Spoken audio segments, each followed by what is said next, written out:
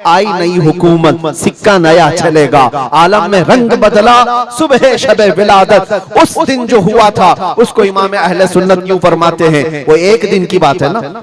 हुजूर की विलादत हुई, फारस के किले में क्या हुआ? जलजला आया।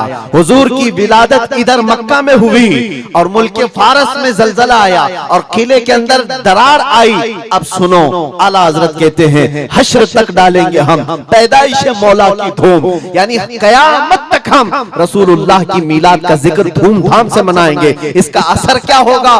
फारस में तो देखा था, किले में जलजला आ गया था, हुजूर के पैदाइश के जिक्र से ही किला हिल गया था। अब हम जब जिक्र करेंगे मिसले फारस नजद के किले गिराते जाएंगे, मिसले फारस नजद के किले गिराते जाएंगे। आज जिन लोगों के किले गिरते हैं या हिलते हैं वो जिक्र मुस्तफा से ही गिरते हैं, लेकिन उसका हमें कुछ असर नहीं होना चाहिए। खाक हो जाएं अदू जलकर मगर हम तो रजा, दम में जब तक दम है जिक्र उनका सुनाते जाएंगे। अजीजा ने गिरामे वक़ार, मैं बहुत छोटे से वक्त के लिए आपके पास आया हूं, लेकिन एक अजीम मैसेज देकर के कि मिलाद मुस्तफा सल्लल्लाहु अलैहि वसल्लम के मौके पर सारे सुन्नियों को यह चाहिए कि सिर्फ झंडे लगाने और कुमकुमे लगाने और बड़े बड़े नारे लगाने से ही ईद मिलादुन नबी का आप एहतमाम नहीं कर रहे हो, बल्कि हर सुन्नी आशिक रसूल को चाहिए कि वो इस मौसम में नहीं बल्कि पूरी जिंदगी उसकी है, लेकिन इस मौसम में खास तौर पर अपने नबी पाक सल्लल्लाहु अलैहि वसल्लम की सीरत तो पढ़ ले, मेरे आका सल्लल्लाहु अलैहि वसल्लम की बायोग्राफी मालूम हो जाए, हुजूर पाक की जिंदगी को समझ जाएगा। तो मेरे अजीजों, ये हवाओं के झोंकों से उसका कभी कुछ बाल बेका नहीं हो सकता। जो नबी पाक सल्लल्लाहु अलैहि वसल्लम को पढ़ा हुआ है वो तूफानों और आंधियों में अपना मजहब नहीं बदल सकता, वो लोगों की लालच पर अपना दीन का सौदा नहीं कर सकता। ये वही लोग हैं जो दीन के सौदा करते हैं जिन्होंने अपने नबी को नहीं पढ़ा।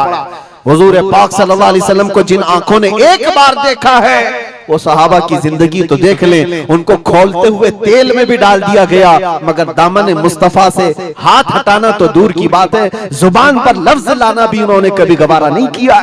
जानते हो, 3 भाई थे, ये कलयुगी में एक हिकायत लिखी हुई है, 3 सगे भाई थे, एक ईसाई बादशाह ने गिरफ्तार कर लिया, तीनों जवान थे, 20 से 30 साल के बीच में, और बादशाह ने कैद करके उनको सबसे पहले क्या कहा?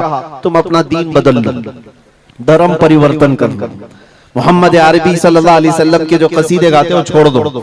लेकिन देखो, याद रखो, उसमें से जब बादशाह ने ये बात रखी तो उन्होंने कहा नहीं, हमारा दीन इतना सस्ता नहीं है कि हम तुम्हारी कैद में आते ही बदल डाले।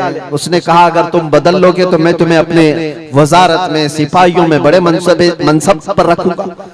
नहीं माना, ठुकराया। बादशाह ने क्या कहा? इसकी सजा तुम्हें भुगतने के लिए तैयार रहनी होगी।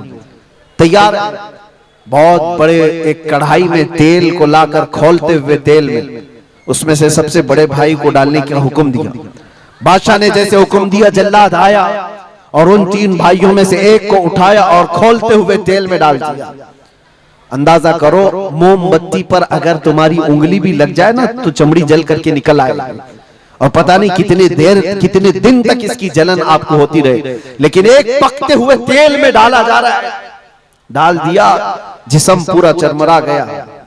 थोड़ी देर गुजरी, 2 भाई और मौजूद, दूसरे को बुलाया गया, देखा तुम्हारे भाई का हश्र क्या हुआ है, तुम अगर बादशाह की पेशकश को कबूल कर लो तो शायद तुम्हारी जान बच सकती है।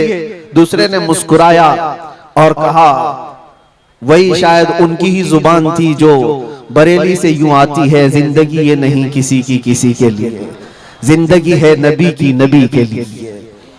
मेरे बड़े भाई को जलाने के बाद अब तो तुमने और भी मुश्किल कर दिया है फैसला। मैं इस बात के लिए तैयार हूं कि इससे बड़े तेल में भी मुझे डाला जाए, लेकिन जुबान पर मेरे मुस्तफा के दामन को छोड़ने वाली बात कभी नहीं ला सकता। दूसरे भाई को भी उठाया गया और खोलते हुए तेल में डाल दिया। 2 भाइयों की शहादत हो गई जगह पर ही।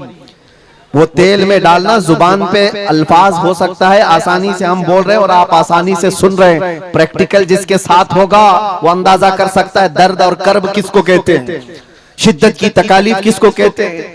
मेरे अजीजों, तीसरा जो नौजवान था वो बहुत ही कम उम्र का था, 22 से 23 साल का होगा। बादशाह का जो वजीर वहां पर था उसने देख करके बादशाह से कहा, इस लड़के को मेरे हवाले कर दीजिए, मैं इसको बदल करके लाऊंगा, मेरा चैलेंज है।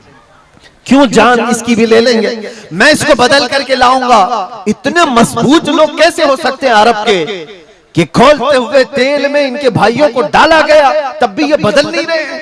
दो को मरते हुए, अरे यहाँ एक को डंडा पड़ते हुए देखकर सारे भाग जाएं, और ये दो को जलते हुए देख करके भी टस से मस नहीं होते। कैसा अकीदा है, कैसा तसल्लुब है इनका। बादशाह ने कहा, किस बात पर तुम्हें यकीन है कि इसको तुम बदल लाओगे? उसने कहा, मुझे भरोसा है, आप मुझे दीजिए 1 महीने का टाइम, इसको बदल कर न लाओ तो फिर मुझे आप जो सजा दे। बादशाह ने कहा, ठीक है, ले जाओ। तीसरे को खोलते हुए तेल में डालने की बजाय बादशाह ने अपने वजीर के हवाले कर दिया। और दुनिया देखो मेरे अजीजों, याद रखो, आशिकाने मुस्तफा से 2 इम्तिहान हर जमाने में होते रहेंगे, आज भी हो रहे हैं और होते रहेंगे। पहला इम्तिहान, मौत से डरा करके तुम्हारा दीन छीन लिया जाएगा, मौत से डरा करके ये हो जाएगा, वो हो जाएगा, तुम्हें ये कर दिया जाएगा, वो कर दिया जाएगा। मौत का डर, खौफ तुम्हारे कदमों में डगमगाहट लाने के लिए लाया जाता। अगर मौत से नहीं डरता कोई आदमी तो उसके साथ दूसरा पेंतरा क्या खेला जाता है। ये दुनिया का दस्तूर है, हमेशा से जब देखती है दुनिया के ये मौत से डरता नहीं है तो फिर इसको औरत और दौलत की लालच से खरीदने की कोशिश की जाती है। ये 2 चीजें ऐसी हैं जो अच्छे अच्छों का सौदा कर जाती हैं। बहुतों ने अपना ईमान सिर्फ शबाब पर बेच दिया है, हुस्न शबाब को देख करके। औरतों के दिल दादा हुए या दौलत के दिल फरेब हो गए और उन्होंने अपना दीन का सौदा कर लिया है।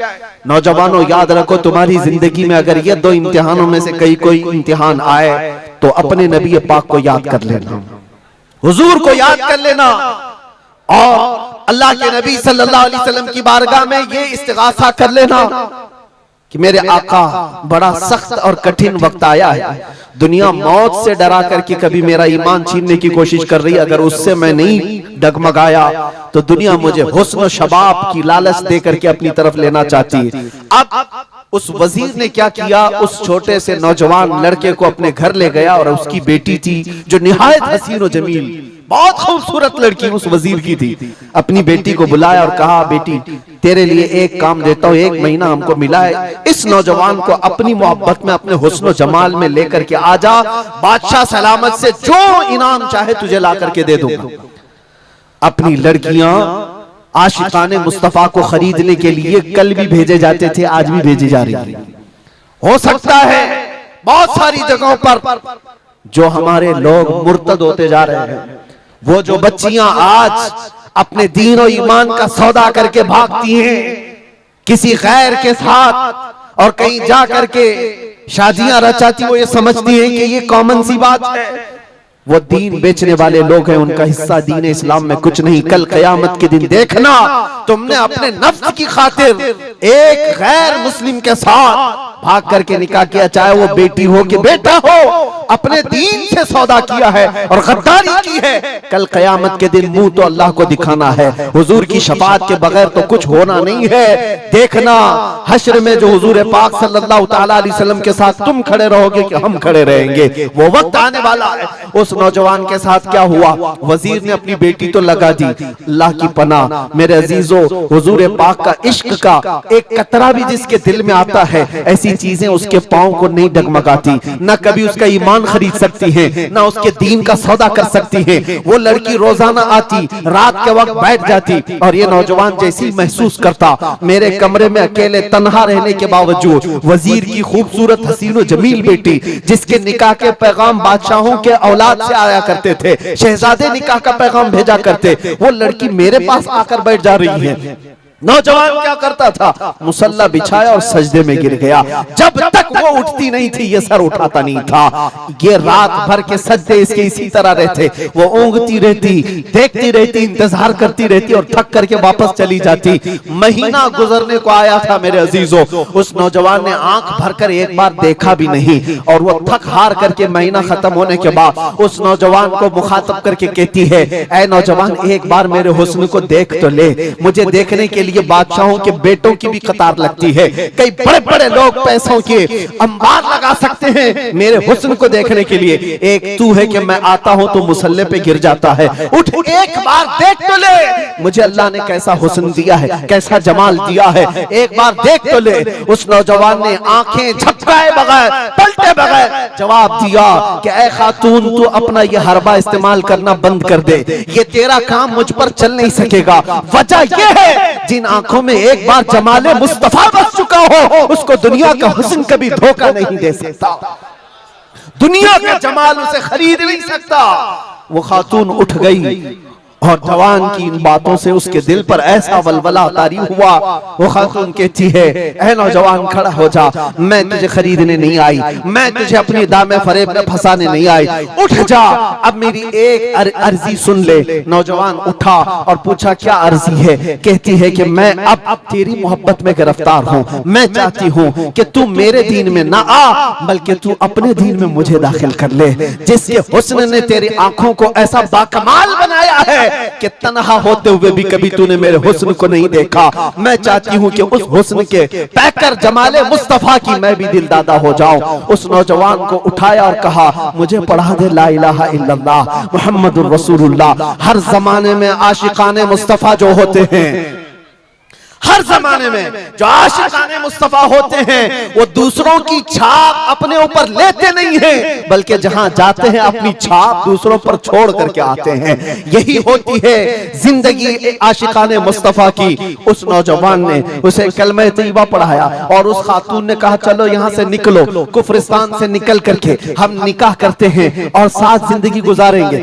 तवज्जो चाहता हूँ, तवज्जो चाहता हूँ, ये मेरी बात को खत्म होने दो। ऐ नौजवानों, आज तुम्हें कोई बहकाने वाला, खौलते हुए तेल में डालने वाला नहीं है, उसके बावजूद तुमने पता नहीं अपने कितने घंटे ये सारे सोशल मीडिया पर आई हुई ऐसी हसीना और जमीलाओं के पीछे अपनी रातें बर्बाद कर डाली। तुम्हें पता नहीं ये आंखें अल्लाह ताला ने तुम्हें किस लिए दी हैं। दुआ ये करो कुछ ऐसा कर दे मेरे किरदिगार आंखों में, हमेशा नक्श रहे रूए यार आंखों में। उन्हें न देखा तो किस काम की है ये आंखें कि देखने की है सारी बहार आंखों में। अजीजा ने गिरामी, उस नौजवान ने उस खातून की बात सुन ली और कहा, चलो मुझे इस जगह से, इस कैद से निकालो, हम ये शहर छोड़ देते हैं, ये मुल्क छोड़ देते हैं। उस खातून ने उस नौजवान को आजाद किया और साथ लेकर चल पड़ी, शहर भी छोड़ दिया, बाहर निकल पड़े। रात का वक्त है, अचानक वो आधा रास्ता तय किए कि पीछे से घोड़ों के दौड़ने की आवाज आई। तवज्जो चाहता हूँ, एक फौज आ रही है और हिनहिनाने वाले घोड़ों की आवाजें आने लगी।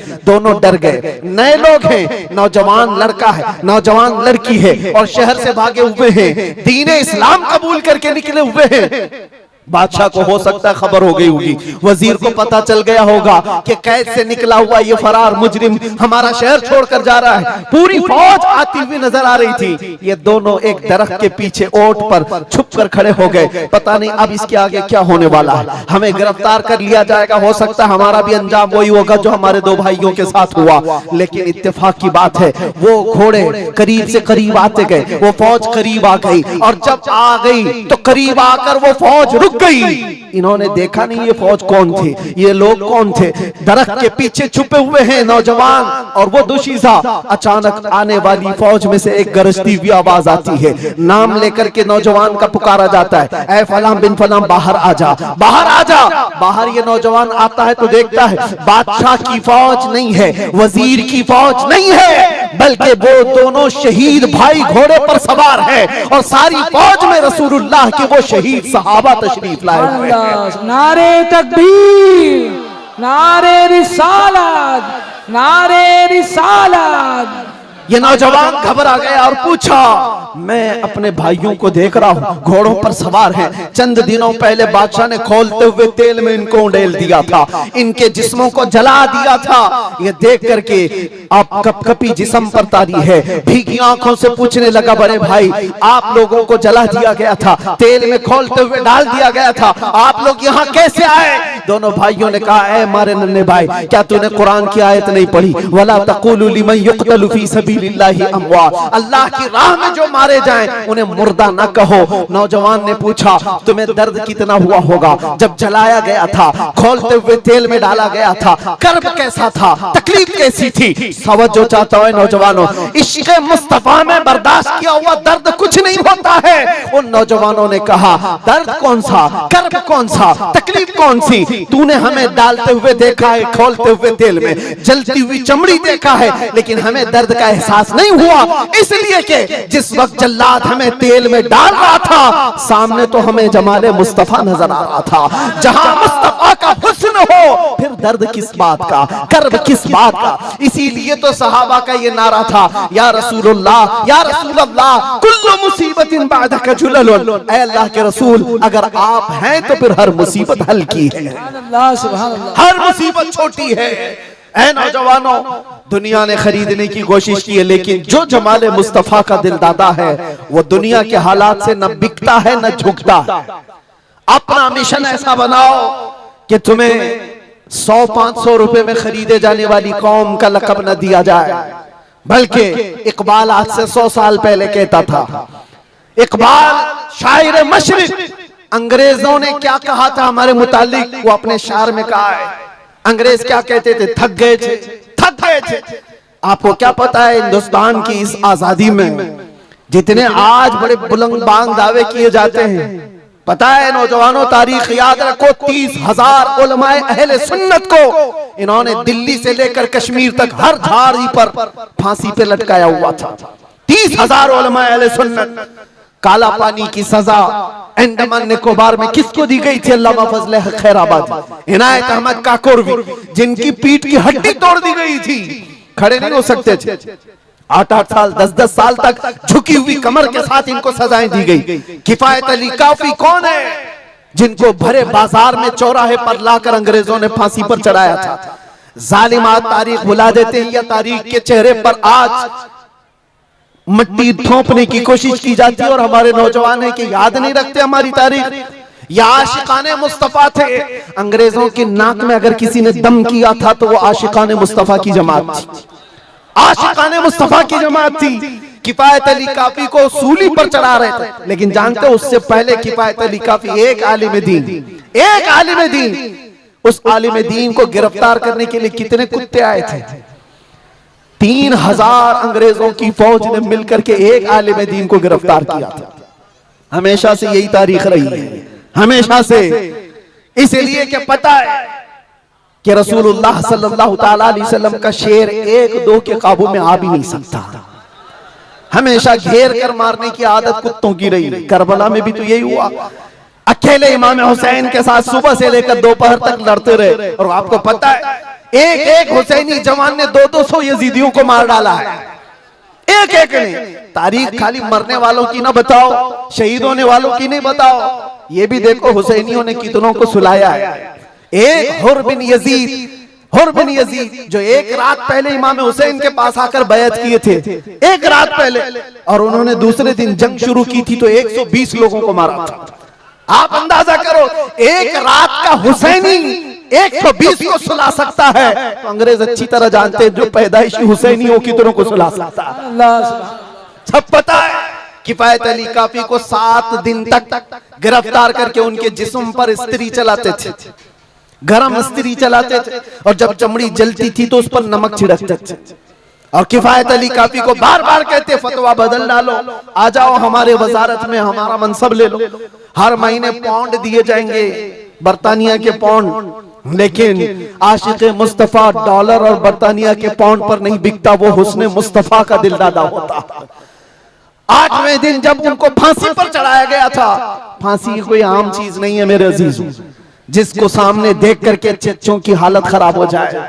लेकिन किफायत अली काफी फांसी को देखकर कहने लगे थे, कोई गुल बाकी रहेगा न चमन रह जाएगा, पर रसूलुल्लाह का दीन हसन रह जाएगा। सब फना हो जाएंगे काफी वो, लेकिन हश्र तक नाम हजरत का जुबानों पर सुखन रह जाएगा, नाम हजरत का जुबानों पर चलन रह जाएगा। फांसी भी दे दी। ये सारे जो मामलात हुए, आशिकाने मुस्तफा सल्लल्लाहु अलैहि वसल्लम हर जमाने में आजमाए गए। और मैं कह रहा था, क्या बात, इधर उधर न जाए बात, अंग्रेज मजबूर होकर ये कहने पर आ गए थे ये फाकाकश मौत से डरता नहीं जरा, ये फाकाकश मौत से डरता नहीं जरा। आशिकाने मुस्तफा ने हर जमाने में लोगों की नाक में दम कर रखा है, तादाद में थोड़े ही क्यों ना हो, तादाद में थोड़े ही क्यों ना हो, लेकिन डर इनको सबसे लगता है। क्या आपने तारीख नहीं देखी? एक बात मैं बताऊं, बॉडी बनाने वाले, मुक्के आजमाई करने वाले, चाहे तुम्हारे पास जितनी भी ताकत हो, ये जिस्मानी ताकत अपनी जगह पर, हमने देखा है व्हील चेयर पर बैठ करके एक खादिम हुसैन लब्बैक या रसूल अल्लाह कहता था, यूरोप की धरती भी हिलने लगती थी। पता ही चलता है जिस्मानी ताकत का कोई असर नहीं होता, इश्क़े मुस्तफा जहां होता है वो असली ताकत कहलाई जाती है। नारे तकबीर, नारे रिसालत, आशिकाने मुस्तफा। सुभान अल्लाह, सुभान अल्लाह।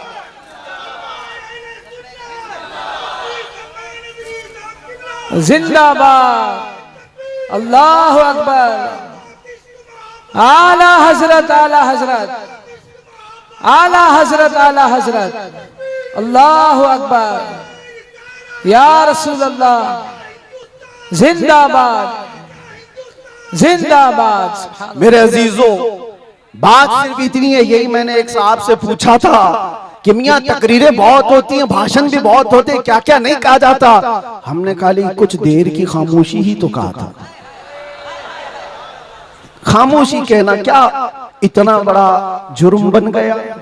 वो तो आप सबको भी पता है कहां कहां से हमारे जुलूस निकाले गए, कहां कहां का क्या क्या देखा। बहरहाल मैं वो दास्तानें बताने नहीं आया हूं, लेकिन इतनी बात मुझे आज भी एहसास दिलाती है, ये अल्लाह का करोड़ एहसान है। तुमने मुझे हथकड़ियां पहनाई है, घुमाया, जहां भी रखा, जिस तरह भी रखा।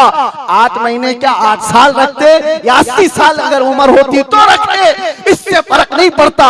डर तो ये था कि चोरी में नहीं ले गया, डकैती में नहीं ले गया, रेप में नहीं ले गया, मर्डर में नहीं ले गया। दुनिया को तुम्हें बताना पड़ेगा इस आलिम को क्यों ले गया, तो तुम पुकार करके यही कहोगे इश्क़े मुस्तफा की बात करता था इसलिए ले गया। सुभान अल्लाह। लब्बैक लब्बैक लब्बैक या रसूल अल्लाह, लब्बैक लब्बैक लब्बैक या रसूल अल्लाह, लब्बैक लब्बैक लब्बैक। हमारा जुर्म यही तो है, दुनिया को तुम्हें बताना होगा क्या जुर्म किया था। अपनों को भी बताओ और दूसरों को भी बताओ। इसलिए मेरे अजीजों, कई मर्तबा ऐसा हुआ कि हमने अपने साहबों से पूछा भी था कि बात क्या है, छोटी सी बात को इतना ज्यादा क्यों बनाया गया। उन्होंने कहा बात छोटी है, लेकिन हमको ऐसा लग रहा है कि कई सालों से जो मरे हुए वो भी खड़े होने लग रहे हैं, कई सालों से जो सोए हुए हैं वो भी उठने लग रहे हैं। हम नहीं चाहते कि इस तरह का माहौल बन जाए, लेकिन याद रखना मेरे अजीजों, इश्क़े मुस्तफा पर बात करना, इज्जत मुस्तफा का चर्चा करना, अगर ये जुर्म है तो ये जुर्म मौत तक 1000 बार हम करते रहेंगे, 1000 बार करते रहेंगे। इसलिए कि इससे कोई समझौता नहीं। हाँ, हम कानून के खिलाफ कोई बात नहीं करते। अगर अपने नबी पाक की इज्जत की बात करना जुर्म है तो ये जुर्म तो हम करते ही रहेंगे, ये करता रहे। हर नौजवान भी करेगा। नामे मुस्तफा लेना कोई जुर्म नहीं है, हुजूर की इज्जत की बात करना कोई जुर्म नहीं है। लेकिन एक साहब ने कहा, मुझसे कहा कि मुफ्ती साहब आप बयान करो, जितना करना है अपने नबी की तारीफ करो, जो करना है करो, लेकिन आप ये दूसरों को कुत्ता क्यों बोलते हो, ये सारी चीजें क्यों कहते हो। मैंने कहा अगर आपकी माँ को कोई बदकार कह दे, आपकी माँ को कहे कि बदकार है, तो आपको कैसा लगे। तो खड़े हो गए, कहा मेरी माँ को क्यों मिसाल में ला रहे हो, आप मेरी माँ के बारे में मिसाल क्यों दे रहे हो। मैंने कहा अभी तो मिसाल ही दिया, गाली नहीं दिया, खाली मिसाल, सपोज, एग्जाम्पल, इस पर आप इतना भड़क गए। याद रखो मेरे अजीजों, आप अपनी माँ से जितना मोहब्बत करते हैं, करोड़ों माँ से ज्यादा एक सुन्नी आशिक रसूल अपने नबी से मोहब्बत करता। हमारी जाने कुर्बान उस नबी पाक की जात पर। आप रुए माज़ना में मुस्तफास, आप क्या समझते हो दुनिया में जो इज्जत है वो हमारी टोपी दाढ़ी से है, हमारे जुब्बे कुब्बे और हमारे रंगो नस्ल से है। हमें इज्जत हमारे रंग और नस्ल और हमारे नाम और नमूद, हमारे इल्म और हमारे मनसब, हमारी पगड़ी और हमारे जुब्बे नहीं दिलाते। हमें जो इज्जत मिलती है वो किस बात पर? जब तक बिके न थे तो कोई पूछता न था, या रसूल अल्लाह तुमने खरीद कर हमें अनमोल कर दिया। ये नाज ये अंदाज हमारे नहीं होते, झोली में अगर टुकड़े तुम्हारे नहीं होते, जब तक के मदीने से इशारे नहीं होते, रोशन मेरी किस्मत के सितारे नहीं होते। बेदाम ही बिक जाए ये बाजार नबी में, इस शान के सौदे में खसारे नहीं होते।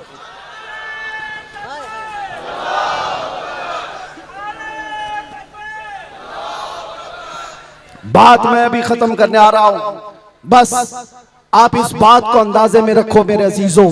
दुनिया में बहुत आंधियां हैं, बहुत तूफान, और लोग कहते हैं हालात सही नहीं है, हालात सही नहीं है, इसलिए ऐसे चलना चाहिए। हालात तो हुजूर जब ऐलान नबूवत किए थे उस वक्त से लेकर अब तक कभी सही हुए ही नहीं, कभी सही नहीं हुए। क्या बदर में हालात सही थे? उहद में हालात सही थे? खंदक में हालात सही थे? खैबर में हालात सही थे? फतेह मक्का में हालात सही थे? करबला में हालात सही थे? कभी नहीं हुए। तो ये क्या ताना दिया जाता है, ये क्या मसलहत और हिकमत की बात की जाती है? हालात बड़े पेचीदा हैं, हालात बड़े सख्त है मेरे अजीजों। ये क़यामत तक ऐसे हालात रहने वाले। सतीजा का रहा है अजल से ता इमरोज, शरारे बू लहबी से चराग मुस्तफवी, हर जमाने में ये हालात रहेंगे। आशिक मुस्तफा को इन्हीं हालात में परचम रिसालत बुलंद करके रखना है। वो सहाबा से पूछो जो निकल पड़ते थे, पैरों में चप्पल नहीं और कपड़ों पर पैबंद लगे हैं, एक खजूर की गुठली पर पूरा दिन गुजार लेते थे, फाका कश थे, लेकिन उनसे पूछो क्या उनके लिए हालात सही थे? जब अफ्रीका जा रहे थे, जब यूरोप की कलीसाओं में अजानें दे रहे थे, अफ्रीका के तपते हुए सहराओं में नामे मुस्तफा बुलंद कर रहे थे, उनसे पूछो हालात सही थे? वो कहेंगे कहां के हालात सही थे, उस वक्त भी हालात सही नहीं थे, लेकिन उसके बावजूद उन सहाबा का हाल ये था, दश्त तो दश्त है, दरिया भी न छोड़े हमने, बहरे जुल्मात में दौड़ा दिए घोड़े हमने। आ गया ऐन लड़ाई में गर वक्त नमाज, किबला रूहों के ज़मीन बोस हुई कौम हिजाज, एक ही सफ में खड़े हो गए महमूद और अयाज, न कोई बंदा रहा न कोई बंदा नवाज। ये सहाबा का मसलक था, उनका मामूल था, टल न सकते थे, जंग में अड़ जाते थे, पांव शेरों के मैदान से उखड़ जाते थे, हक से सरकश हुआ कोई तो बिगड़ जाते थे। अरे तेग क्या चीज है, हम तोप से भी लड़ जाते थे। अजीजा ने गिरामी, आप मजबूती पैदा करो नामे मुस्तफा के साथ। आला हजरत की एक बात बड़ी प्यारी लगी, आप बड़े परेशान थे और ये बात मैं आपको बताकर चलूं, जो इस हक रास्ते पर आएगा उसे समझ करके चलना पड़ेगा, कांटों के रास्ते हैं। ऐसा नहीं कि हर जगह फूल सजाए जाएंगे।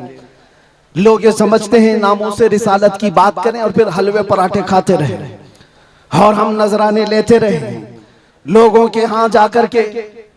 लोगों को ऐसा लगता है, आज मैं इस बात की वजाहत करता हूं, वल्लाह बिल्लाह तल्लाह, कभी मुझे फकीर की कभी ये ख्वाहिश नहीं होती कि लोग मेरे नाम का नारा लगाएं, कभी नहीं। जो नारा लगे वो मेरे मुस्तफा के नाम का हो। हमारी अपनी कोई इज्जत नहीं है, हमारा इस्तेकबाल करना कहीं पर किसी के लिए वाजिब नहीं।